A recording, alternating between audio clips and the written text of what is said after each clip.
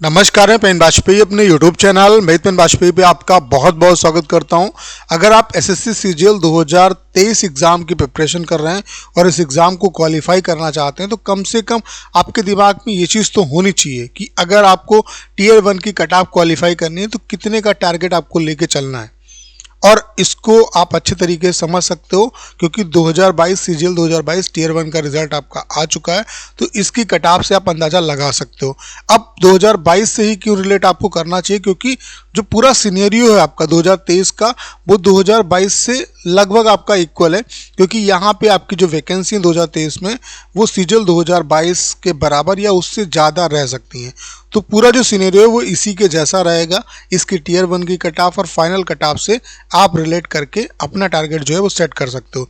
तो आज के इस वीडियो में आपको ये बताने वाला हूँ कि टीयर 1 के लिए आपका सेफ स्कोर क्या रहेगा, आपको कितने का टारगेट लेके चलना है और उसके अलावा आपको किस तरीके से प्रिपरेशन करनी, क्योंकि टीयर 1 सिर्फ क्वालिफाइंग नेचर का है। तो सिर्फ टीयर 1 पे फोकस होकर आपको प्रिपरेशन नहीं करनी है, आपको एक तीर से दो निशाने लगाने। तो उसके बारे में एक बेस्ट राय मैं आपको देने वाला हूँ।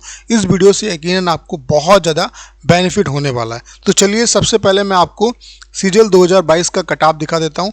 आपको पता होना चाहिए कि यहाँ पे सीजीएल में 3 लिस्ट आती हैं, एक डबल एओ की आती है, एक जेएसओ की आती है और दूसरा अदर देन एओ, डबल एओ और जेएसओ, यानी कि जितनी भी अलग पोस्ट हैं उनके लिए थर्ड लिस्ट आती है, जिसमें एग्जामिनर है, एक्साइज इंस्पेक्टर है, जितनी भी पोस्ट हैं, टैक्स असिस्टेंट है, ऑडिटर है, एमईए, जितनी भी पोस्ट हैं वो सभी इसी के थ्रू थर्ड लिस्ट में आपकी मतलब थर्ड लिस्ट जो होती है उसमें सारी पोस्टें आपके आ जाती हैं और यही मेन आपका कट ऑफ होता है।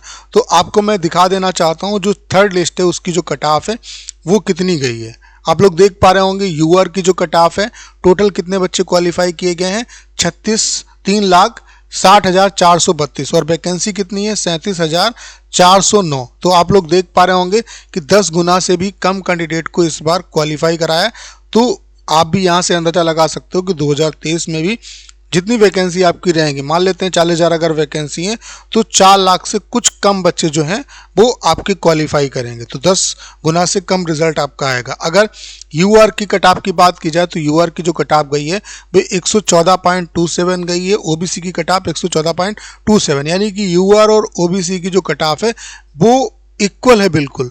तो ओबीसी वाले जो बच्चे हैं उनको टारगेट अपना यूआर के उतना ही रखना है, मतलब उनसे कम तो आप किसी भी कंडीशन में नहीं रहोगे। आप लोग देख पा रहे होंगे इसका सीधा साधा एग्जाम्पल। उसके अलावा ईडब्ल्यूएस की बात करें तो 102.35 आपकी कट ऑफ गई है, एससी की कट ऑफ 89, एसटी की कट ऑफ 77 और बाकी ईएसएम की कट ऑफ 40, ओएच की कट ऑफ 70 और एचएच की कट ऑफ 40, बीएच की कट ऑफ 40 और पीडब्ल्यूडी जो कैंडिडेट हैं उनकी कट ऑफ 40। टोटल 3,60,432 जो एस्पिरेंट हैं उनको क्वालिफाई कराया गया है। तो अगर वैकेंसी आपकी सेम रहती हैं तो कट ऑफ जो है वो दो चीज़ों पे डिपेंड करता है, मेनली जो है वो दो चीज़ों पे डिपेंड करता है। पहला कि वैकेंसी कितनी है और दूसरा एग्ज़ाम का लेवल कैसा है। तो वैकेंसी का ये अनुमान है कि वैकेंसी 2022 के इक्वल या उससे ज़्यादा ही रहेंगी, किसी भी कंडीशन में उससे कम नहीं होंगी। तो अगर वैकेंसी इतनी या इससे ज़्यादा रहती है और एग्ज़ाम का जो लेवल है, जो डिफ़िकल्टी लेवल है वो सीजीएल 2022 के इक्वल रहता है, तो ये मान के चलिए कि अगर 120 आप स्कोर कर लेते हो, नॉर्मलाइज्ड आपका स्कोर 120 रहता है, तो आप आराम से कट ऑफ को क्वालिफाई कर जाओगे। 120 का आपको टारगेट लेके चलना है। फिलहाल मैं तो आपको यही कहूँगा कि आप यहाँ पे कोई टारगेट सेट मत करिए। अपनी जो प्रिपरेशन है आपको प्रिपरेशन टीयर 1 के हिसाब से नहीं करनी है, आपको फोकस इस तरीके से करना है कि टीयर 2 की आप प्रिपरेशन करिए, क्योंकि पैटर्न दोनों का सेम है, वही आपके चारों सब्जेक्ट है।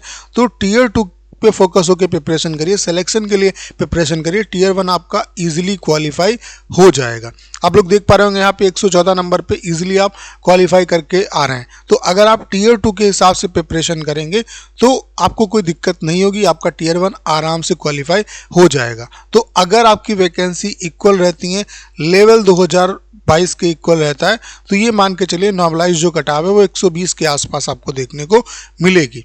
लेकिन मैं आप सभी से यही कहना चाहता हूं कि आप मतलब अपना 100% दीजिए। आप टारगेट ज़्यादा का लेके रखिए। जैसे यहाँ पे जो सिर्फ आपका क्वालिफाइंग नेचर का है, लेकिन इससे फ़र्क पड़ता है। आप जितनी बेहतर टीयर 2 की प्रिपरेशन करेंगे उतने अच्छे टीयर 1 में मार्क्स आएंगे। तो अगर मान लेते हैं 160 आपका स्कोर आया, 170 स्कोर आया, तो आपका कॉन्फिडेंस टीयर 2 के लिए अलग होगा।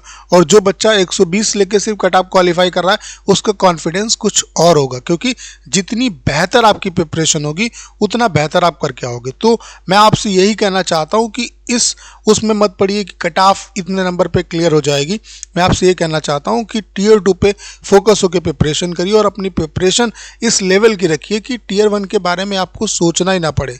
आप टीयर 2 के लिए तैयार रहो हमेशा। और अगर इस तरीके की प्रिपरेशन करोगे तो आपका स्कोर 150 160 इतना आ जाएगा इजीली। लेकिन अगर कट ऑफ का अनुमान लगाओ तो कट ऑफ इसी के आसपास, अगर यहाँ पे 114 रह रही है तो हो सकता है कि 5 से 6 नंबर और बढ़ जाए, 120 के आसपास रहेगी।